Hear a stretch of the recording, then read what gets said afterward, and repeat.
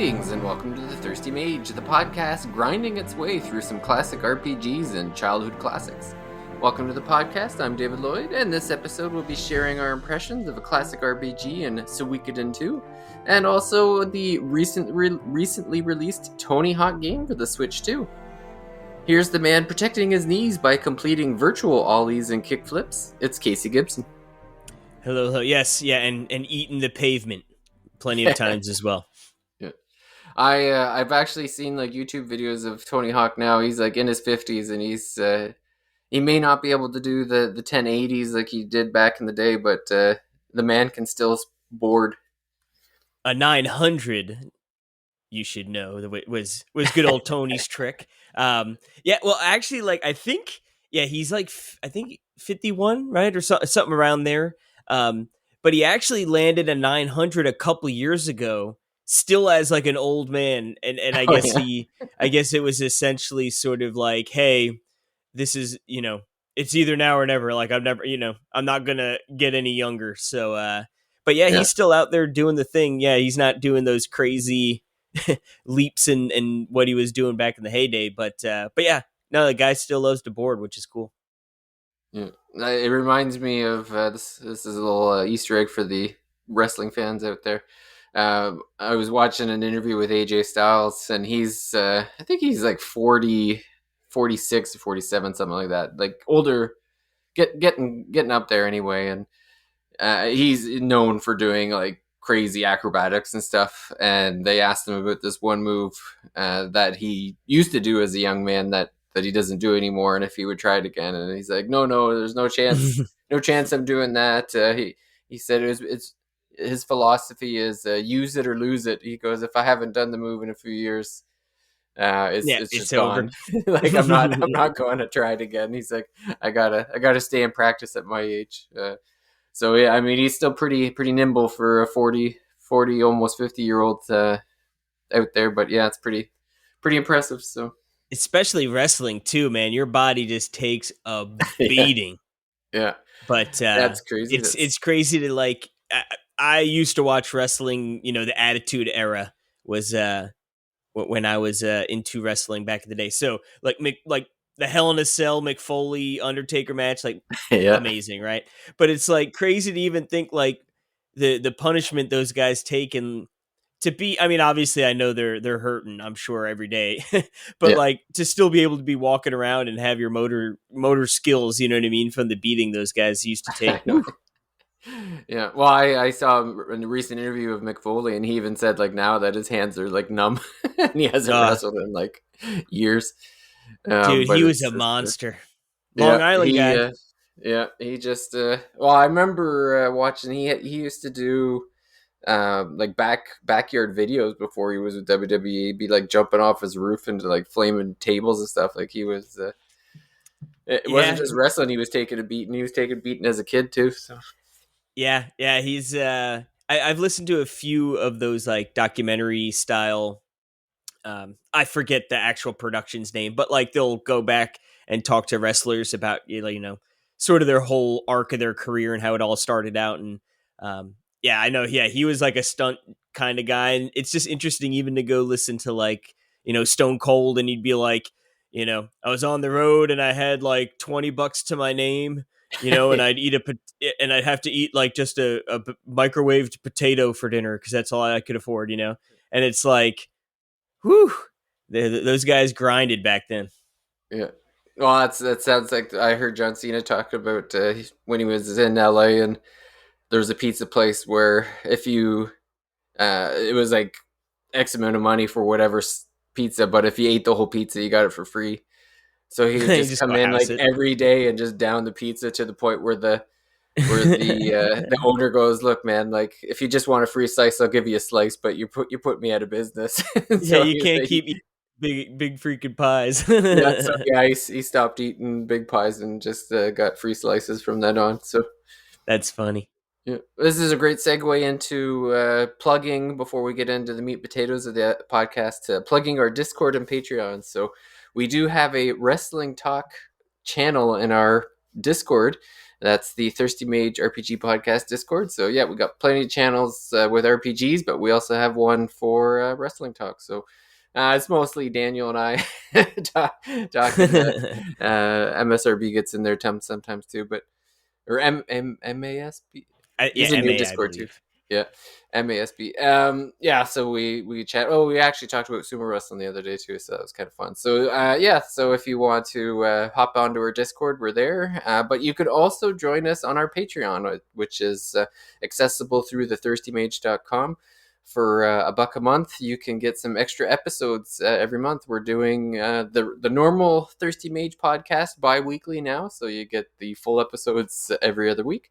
But if you're in the Patreon, not only will you get those episodes a week in advance, but you'll also get our other bi-weekly podcast, Abed Time. So that's basically if you want weekly mage content, you just have to join us for $1 or $2 a month You got to at our fork it Patreon. over. Yeah, it's yeah, those ones are a little bit more on the personal side, I guess. We usually talk about stuff, either memories or impressions, or it's a little bit of a different vibe. So you can kind of jump in for a month and catch those if you want, if it's something you want to listen to. But yeah, if you can head over to patreon.com/the thirsty mage and join the Patreon. All of the funds pretty much go towards our expenses, so it's helping keep the lights on here. So it goes towards web hosting and podcast recording fees. So we want to thank everyone who's in there now, and yeah, thank you to the community. So like I said, even if you don't want, if not going to be part of the Patreon, you are free to join us at Discord for some additional discussion. But that'll take us into the topics of the episode, and yeah, there's a couple of games that we're going to talk about, and we're going to start with a game from back in the day. This is an old game made new, and no, unfortunately, it's not Rebirth. It is Tony Hawk 3 and 4 for we the could Nintendo we Switch could 2. talk about Rebirth if you want. Yeah, well, Leave it all to we already both. got eight podcast episodes on Rebirth already. Might want to give her Dude, it's some not some enough. breath. It's It's not not. enough. You could literally start an entire weekly podcast episode on Mm, Rebirth, but you might we're be not onto that something. crazy. Yeah, You might yeah. be onto So something. I don't know. But yes, yeah, Tony Hawk. So I guess we'll start with: have you played any of the Tony Hawk games, either growing up or? I mean, obviously not 3 and 4, but did you play the re-release of the first two? I have not played any of the re-releases. I did play Tony Hawk as a teenager though when it was on the PlayStation. I'll have a funny story for our Abed Time episode in regards specifically to Tony Hawk. Uh, I will save that story for that podcast. But I will just generally say that yeah, my buddy had it on his PlayStation. We had one buddy with one PlayStation. He had Tony Hawk, and that was basically just the game we played. The Tony Hawk Because machine. yeah, it was the Tony Hawk machine because he had Tony Hawk and Dino Crisis. So it was mostly a Tony Hawk machine. We played that whenever we weren't watching Boiler Room. Yeah, so for me, we talked about this a little bit on Talk Nintendo, and it was funny trying to remember which ones I had played. I know I've played the first one or two of. I mean, I played the remasters, but during the original run. But I don't think I ever played 3 or 4, and if I did, it was like maybe at a friend's house or something, like very casually. Uh, Mm-hmm. so as I'm playing this remake with 3 and 4, it's definitely it feels like a new experience, even if maybe I did play some of it at some point. But yeah, for those who have not checked out either, the first, two collection or this one, essentially they've like remastered it. Everything looks way better, obviously. They've actually had to they've done like a lot of different music. I know that was sort of a point of contention for some people. Like it didn't have all the original soundtrack. But it still sounds and feels good. Like they have some of the originals and they have new songs added as well. But that fit the billing. And I think it's the same thing with the characters, right? Like there are returning characters, but like they've added, newer skaters, like even some, X Games kids who have won that are only like, 13, 14, 15, like in that range, and like they're in a Tony Hawk game. So it's almost sort of like you know, a re A I won't say refresh. reimagine.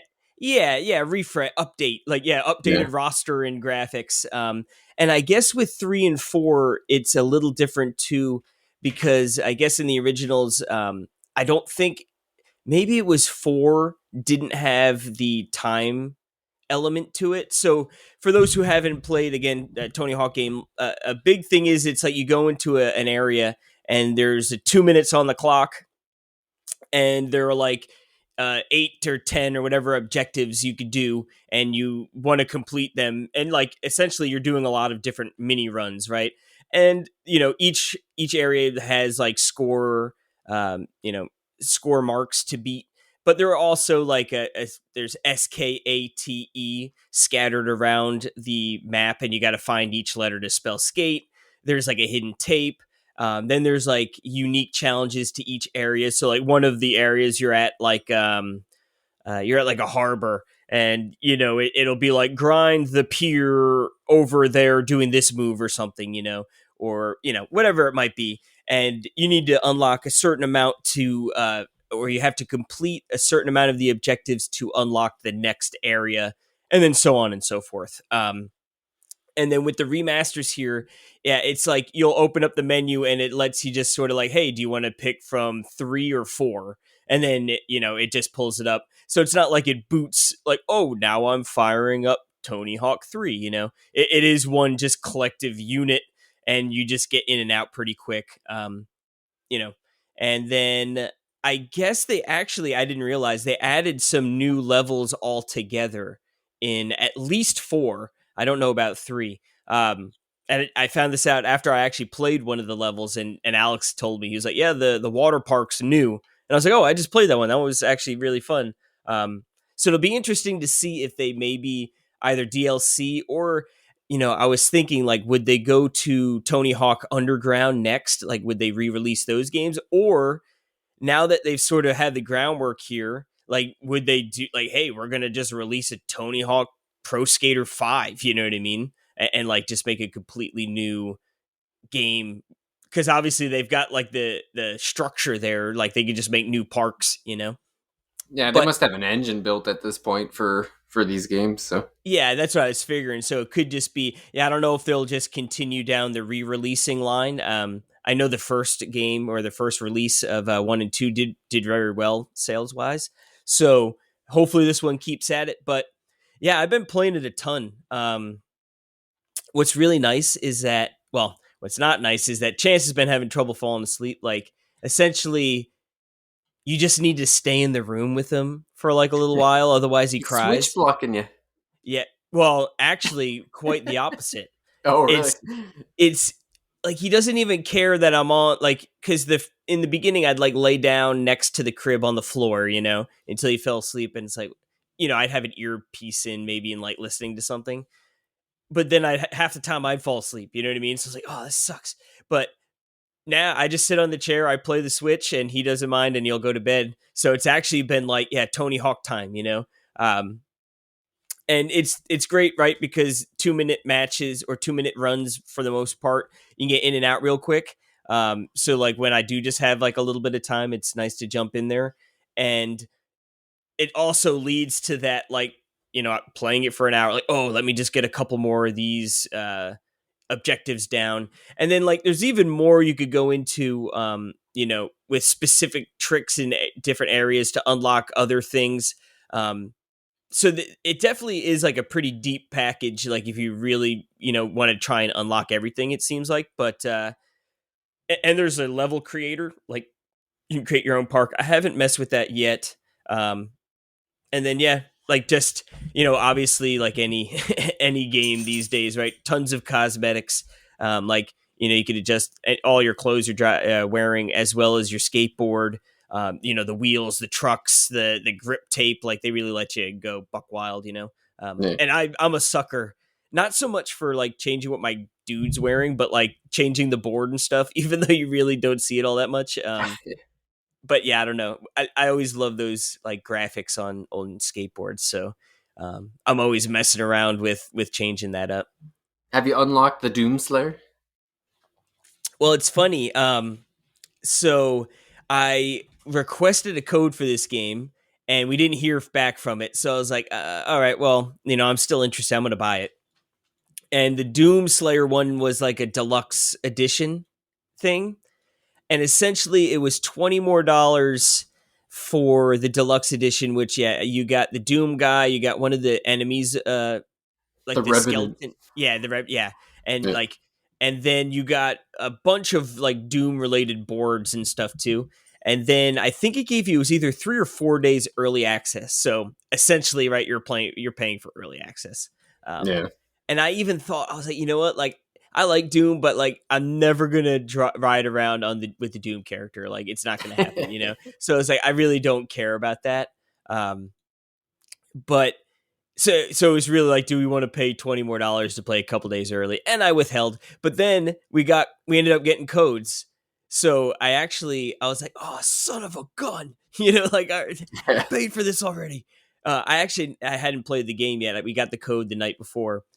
So I actually emailed Nintendo and they refunded me. And then to my surprise, the code we got was a deluxe edition. So I do have the Doom guy. But no, I have not used him.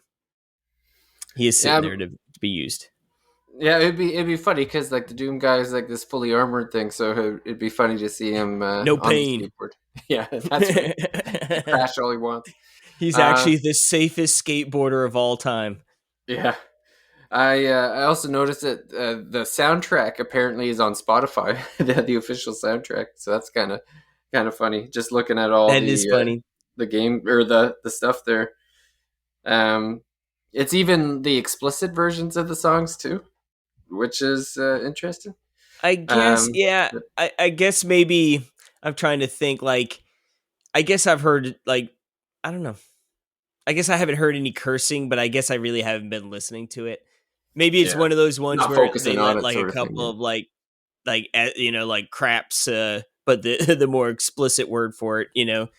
Yeah. But yeah, I just think it's funny too. It's an Activision game. There's like no escape in Activision. It's like they're they got everywhere. you ensnared.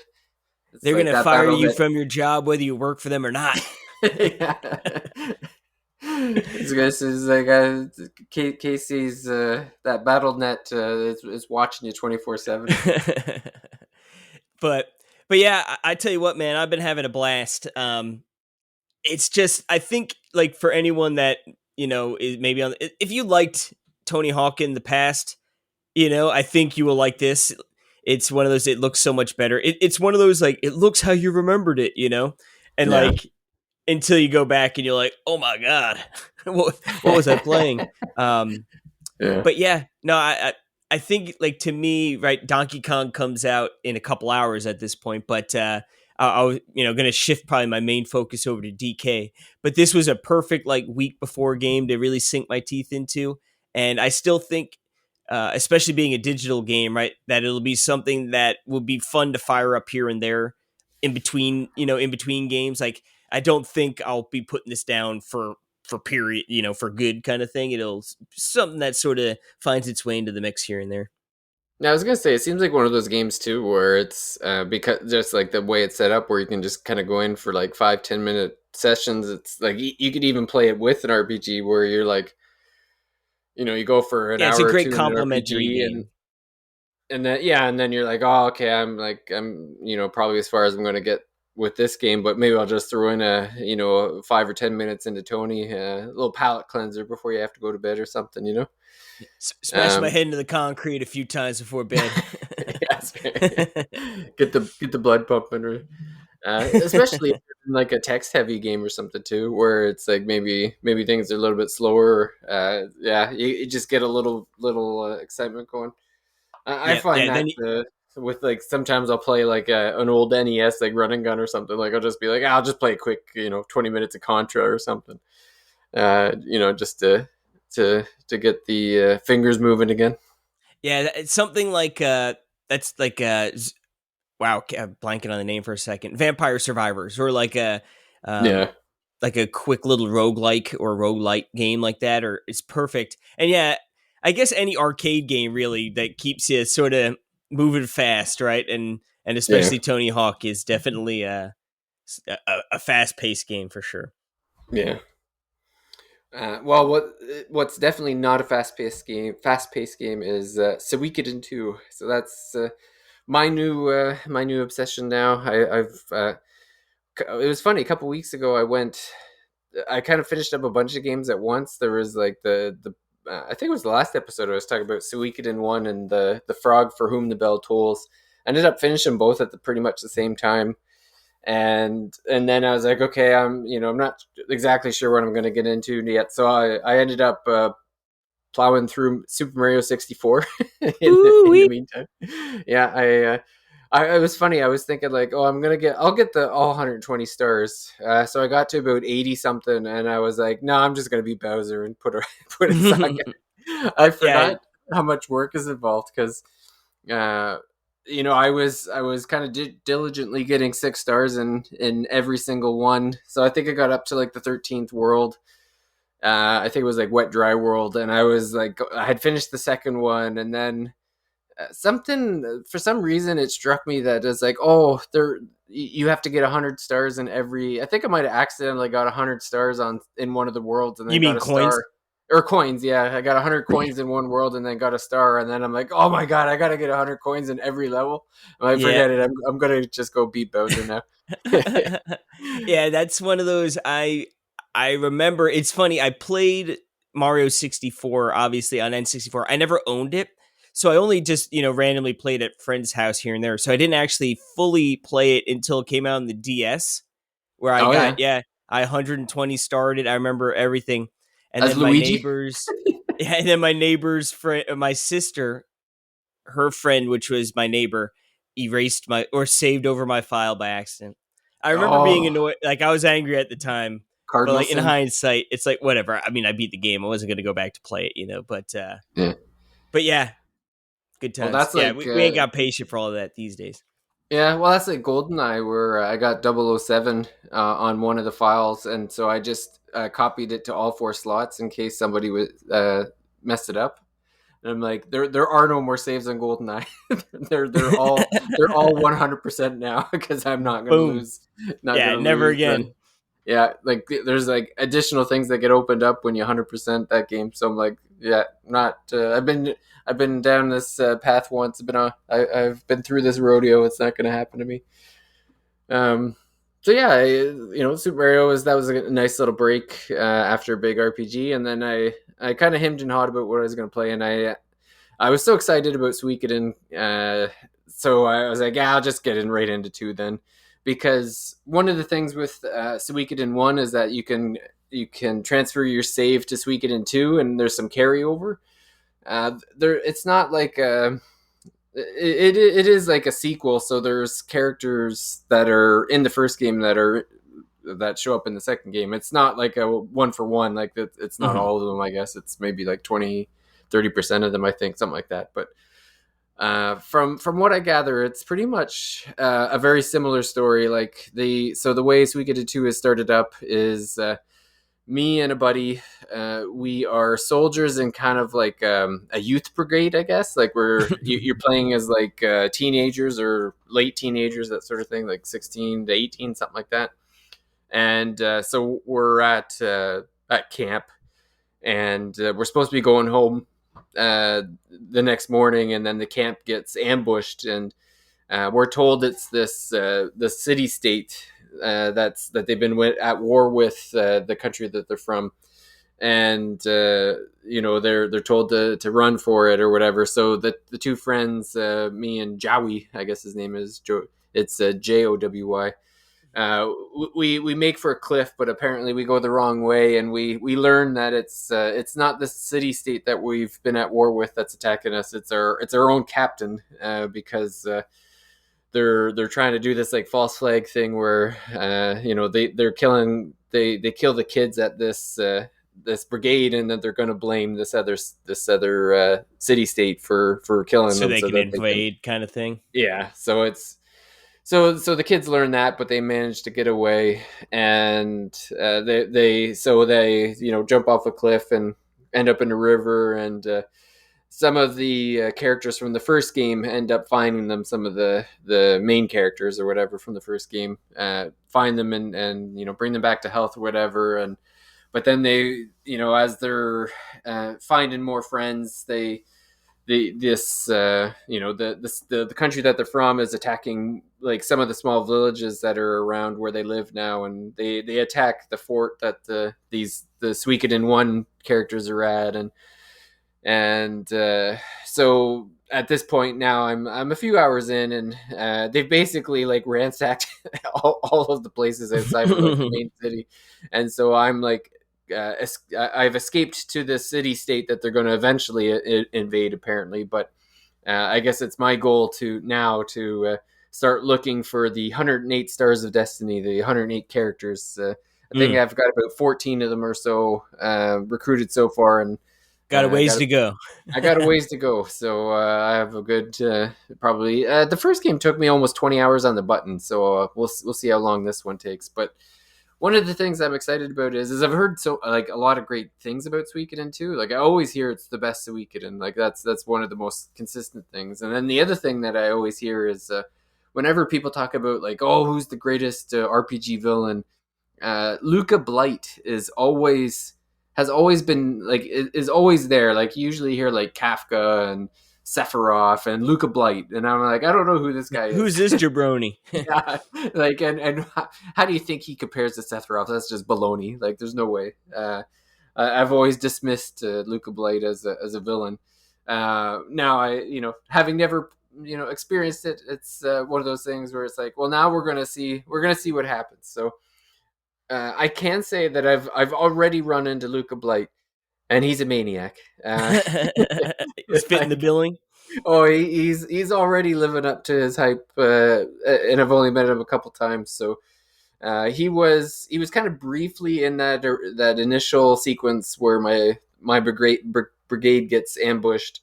But then when we're kind of traveling around, we stumble across the village, getting massacred, and he's there, and he's just an absolute psychopath. Like they show him killing people, and then this woman is like pleading for his life, and then he goes, "Well, if you want to live so badly, pretend to be a pig," and then she's literally like oinking and Oh no.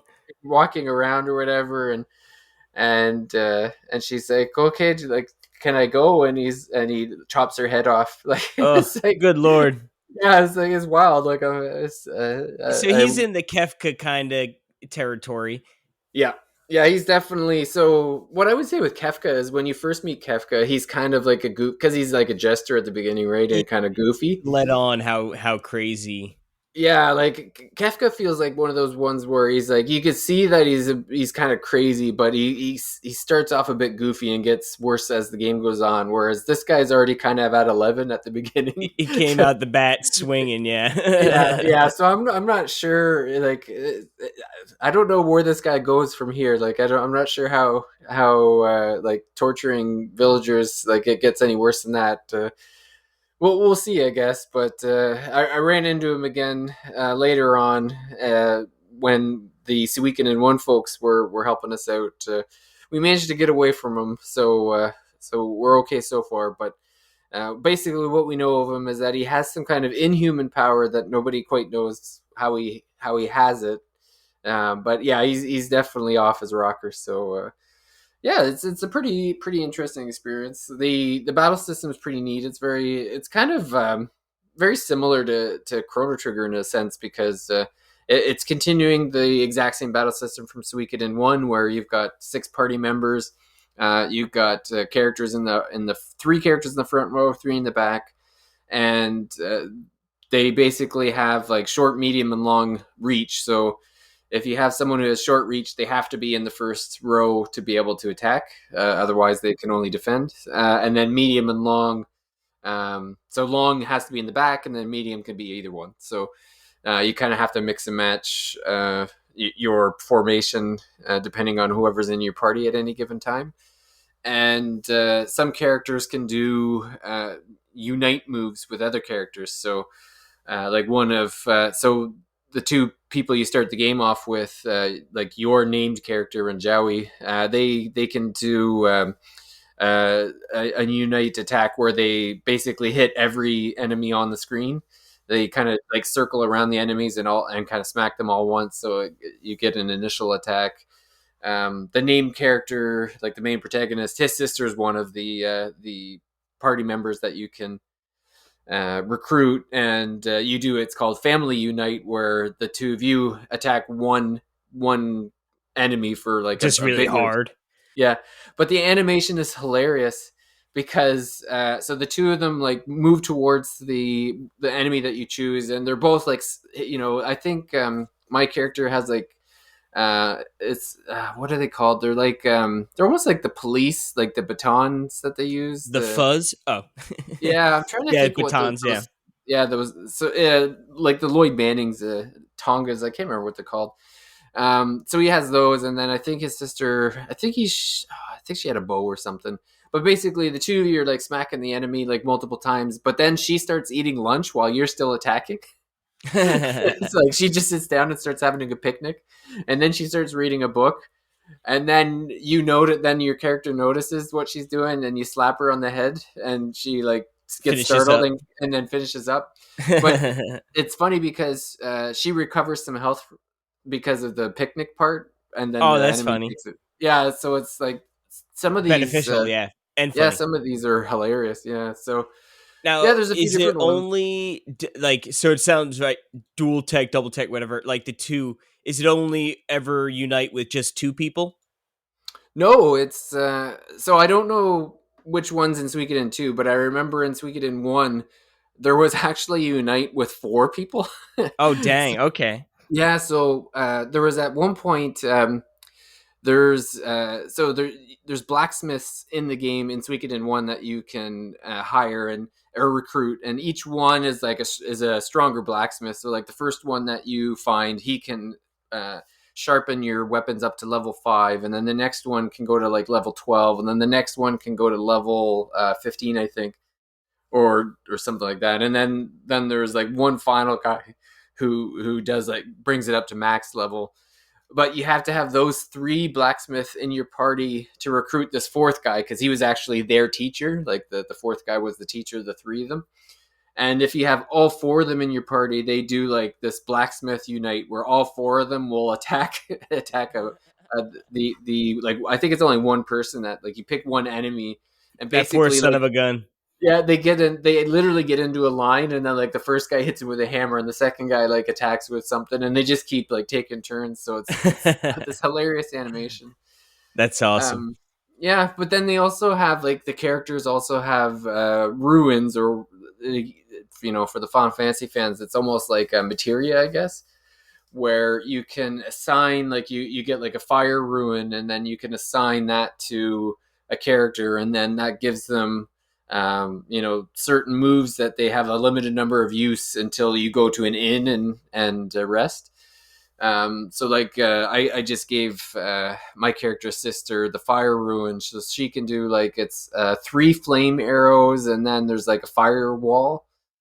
So you can use those as much like whenever you want, and then once you've used them all up, you'd have to go and go to an inn and rest Mm. to recharge them or whatever, and then you can remove that from her and put it on someone else if you want. So you have that ability to kind of mix and match as the game goes on. Um, I can't. In the first one, you could even they had elements that you could attach to weapons. I don't remember seeing that yet. I might just not have done it yet. It might be it might be a feature in two, but I just didn't notice or haven't gotten around to doing it. But like there's a lot of customization in Suikoden, a lot more than I thought.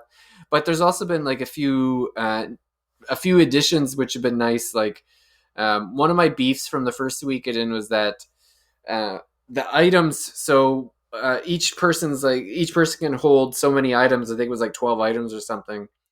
But if whatever equipment that you have equipped to that person, that takes up those slots. So if you have like six items equipped on your person, like a shield and a robe and a couple of accessories, so you've already lost half of your item inventory like ability. Or Yeah, yeah. No, that so hampers you. Yeah, so like I was always filling up. Like I would go to a spot and they'd be like, "Oh, if you want," I'd open a chest and it'd be like, "Oh, if you want this item, you have to throw something in your inventory away." And I'm like, "Oh, come on! Like I got nothing to throw away." Um, and that's they've changed that in two. So now there's like each person has can hold items, but then they also have like a party. Like you can have 3 pages of party. So like they've probably like quadrupled the amount of items that you can have in this game People already. So probably were moaning and complaining about that. yeah, I would have been if it was me back in the day. I'd be like, "You need to fix this. Yeah, This is like come on. baloney." Yeah. And then there's also like a convoy system where so you can have your 6 party members, but then there can also be like people that are in the convoy with you that don't actually attack in the battles, but are with you as you're traveling or whatever. So that's another difference between the two games. And I'm trying to think. There's a couple other neat things that I noticed that are I'm blanking out on already, but who was that? So there's this one of the early characters that I've recruited in Suikoden 2 is so there was I visited my old house after the brigade gets attacked, and they're kind of out looking for me, whatever. And if you go and check out this tree, like there's this tree near your house that's very like, okay, there's something going on with this tree because it's like on its own in this area. And so if you search the tree 3 times, a squirrel comes down and he joins your party as a fighter. And I'm like, oh, okay, that's kind of Does funny. that count as one of the characters? Yeah, but the thing is like, so he's like as big as you almost, like he's a bit smaller, but he has a cape and he's a superhero, and he literally flies at the enemies, and he's like one of the strongest characters early in the game. Like, That's amazing. yeah, I was hitting for like 20, 30, and then all of a sudden this guy's hitting for like 40, 50, and I'm like, what's going on? Like, oh, it's crazy, this crazy squirrel. They're like, people love frog. Yeah, We got an idea. Let's give him squirrel. yeah. Yeah, should look up. I guess Chrono Trigger probably came out before these games because Chrono. That's the thing. It's a late Super Nintendo game, but I'm not sure when these PlayStation games came out. But it feels like they must have played Chrono Trigger because Yeah, there's like Chrono so Trigger much was in it. You know. 95 in Japan Oh, okay. and August 22 in 95. So, yeah. Yeah, So, I gotta look up. definitely Suikoden 1 release date. Yeah. Yeah, the first one was December 95. Oh, so it wouldn't have been So, that right. close So, then. they would have been. So, Suikoden 2 is 98 in Japan. So, they would have been able to take some influence from Chrono in the second Yeah. one. Yeah, that's But interesting. But this is Konami, so they're not. Like you don't really associate Konami with JRPGs, and that's kind of not why. always, yeah. Yeah, I've never really thought too much about it because I'm like, I don't know, like Konami does it. They're more of Castlevania and Metal Gear and stuff. I've never really thought like kind of dismissed Suikoden for this long, and then now I'm like, gosh, shouldn't uh shouldn't have dismissed it. I guess maybe I should have put more thought into it because I'm kind of enjoying it. So yeah, but we'll see how it goes. I'm got to a point where it's funny. So you the all the people. So I have 14 people recruited, but there's a story point where we all kind of get we're all kind of running from Luca Blight, like he attacks the fort we're in, and we have to escape. So we get separated, and apparently the who ends up in your party is random. And so I look at my party and I'm like, oh, forget this, because there's a couple characters that I'm A like, couple of duds. yeah, I'm like, I'm not going forward with these losers. So I like reloaded my save, and then I looked at it again. I'm like, yeah, I'm still not like thrilled with this one. So I did it again, and I'm like, had to go through like the whole rigmarole of like cutscenes and stuff to the point where I'm like, this is good enough because I don't feel like going through all the cutscenes again. So I think I ended up resetting the game like 5 times until I got a party that was acceptable. Lost my superhero squirrel for now. Apparently, pretty sure he comes back later in the game because I would have quit the game right then and there. yeah, I'm I out. was yeah. So it was funny cause seeing some of the characters that were in there, but yeah, it's pretty fun so far. Because it's 108 characters, I'm definitely using a guide. There's a website, Suikosource, it's called, that has like a minimalist guide where it's like, Oh, they don't. Yeah, don't spoil. yeah, it's more of like here's where you should go, and then these are the characters that you need to, like, the things you need to do in this area while you're there. Um, and kind of like gives you pointers on where to be level wise and stuff. So and it's like the old style like notepad text. Like it's not a web based one. It's like the old back in the day Legit. when, yeah, like back in the like FAQ days where you get like the notepad uh ACSI or whatever fun designs and stuff. So it's got an old school feel to it, but I really like the minimalist version of this guide where it's it's guaranteeing that I get my 108 characters, but it's not like holding my hand the whole time. So So you think at the end of the day you're going to end up with more characters than you did stars in 64? yeah, I'm definitely going to finish the game with 108 stars. So yeah, I'm going to definitely get past the 80. I think it was 82. I think I gave up on Super Mario 64. I tapped out when upon that realization of Yeah, the you got to 100 know when coins to per fold level. them. You know. Yeah, like okay, like how much time am I going to be putting into this? I have to say though, like because I have my Retroid Pocket connected to retro achievements, and when you see those achievements pop up on your screen, uh, there's a little part inside of me that wants to continue because I every time I see one of those, it's like, ooh, I gotta A little adding kick to in the my behind, score. or Yeah, really so more. It's more like a breadcrumb, you know, yeah, but it's a the and the brownie. yeah, the worst the worst is in the bottom of my screen. It'll show like when sometimes you'll do something like one of the achievements. One of the retro achievements is getting all of the one ups in a level. So when you're in one of the levels, when you get a one up, it'll be like 1 out of 4 or 1 out of 6. So you'll know how many are there, but that's usually not like my goal. But I'll still see the little thing pop up where it's like 1 out of 4 and then 2 out of 4, and then I'm like, there's only two more. Maybe I should just look, you know.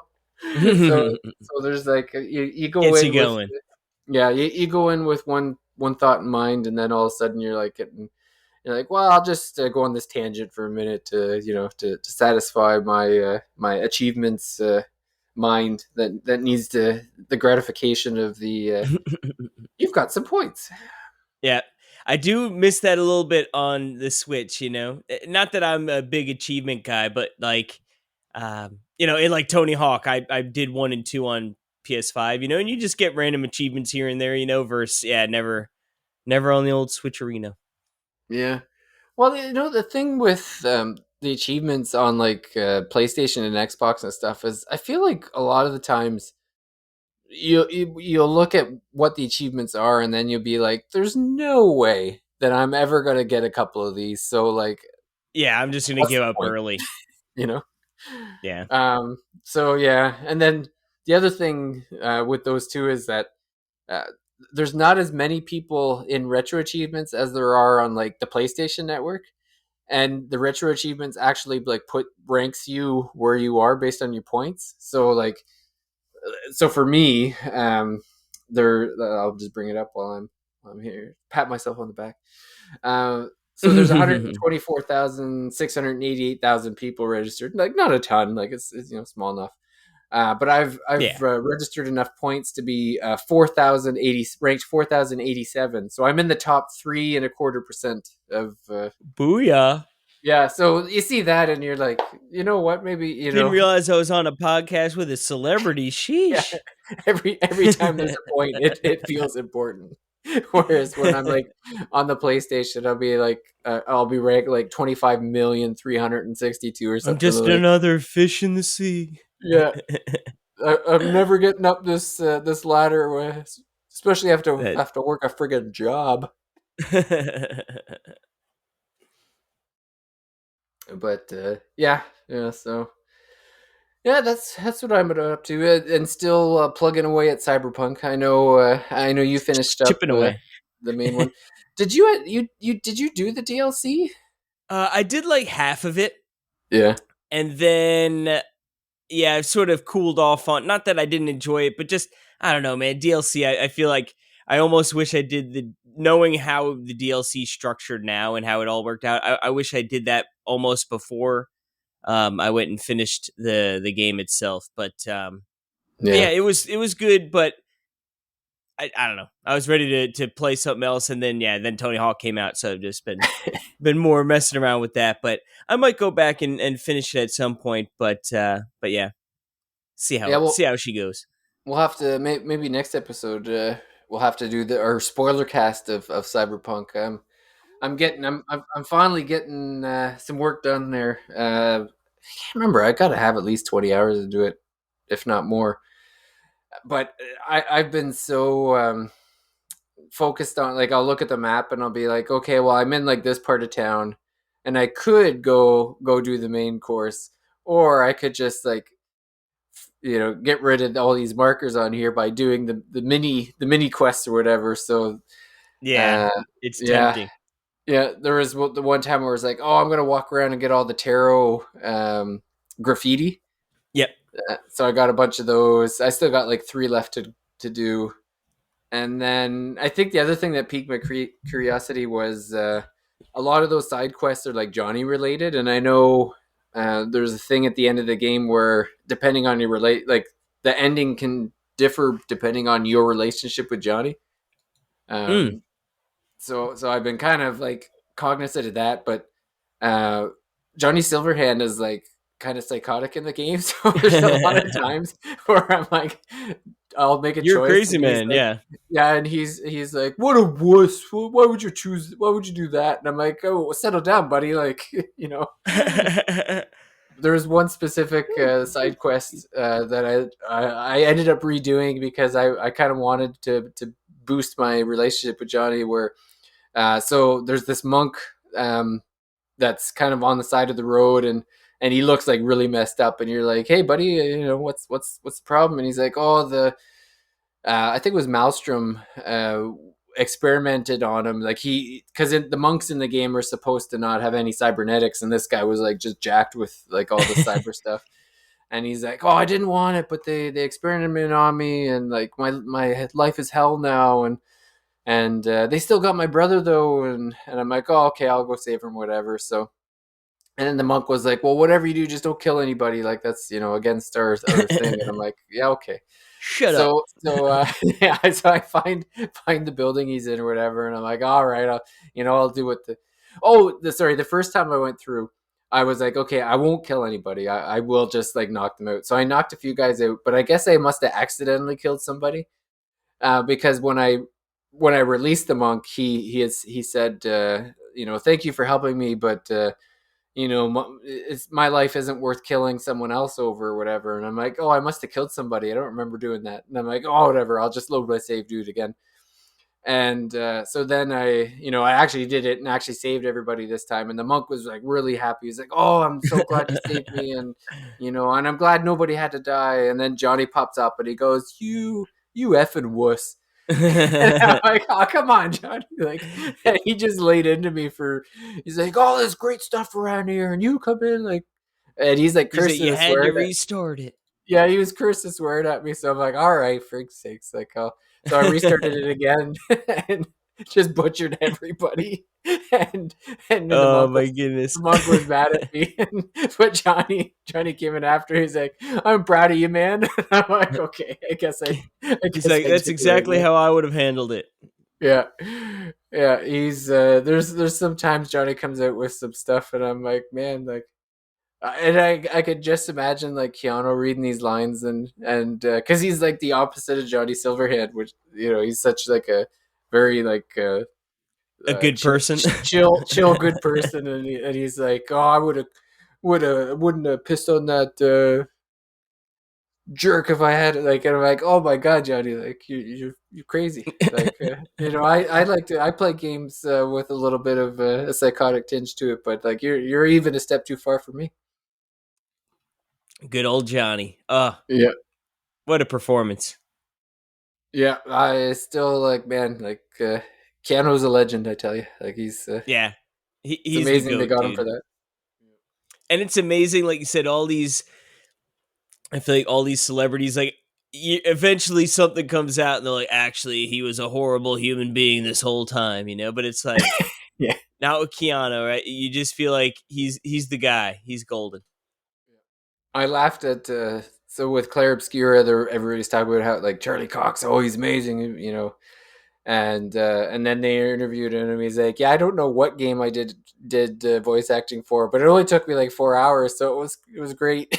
So In and it's out. like, I'm glad everybody enjoys this game. I've never heard of it, but I guess That's my so voice is in funny. it. Yeah, it was hilarious.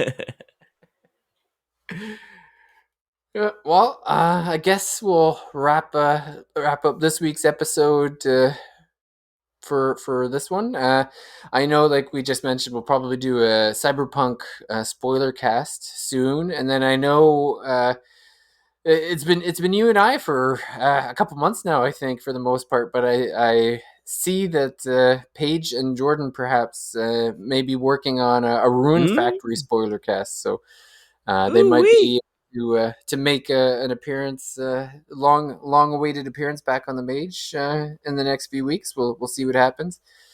Uh, I know Jordan's been traveling a bit, so we'll see if they can find some time to do that. But yeah, I guess that's the kind of episodes to look forward to. And I know Casey will be playing DK soon, and I'll be continuing on with Suikoden 2, so we'll have some more talk about that. But I guess for now, we'll leave it at that. So I want to thank everyone for listening, and want to thank the patrons who are listening to this early. And we'll see everyone out at the next Thirsty Mage. Bye for now. Adios.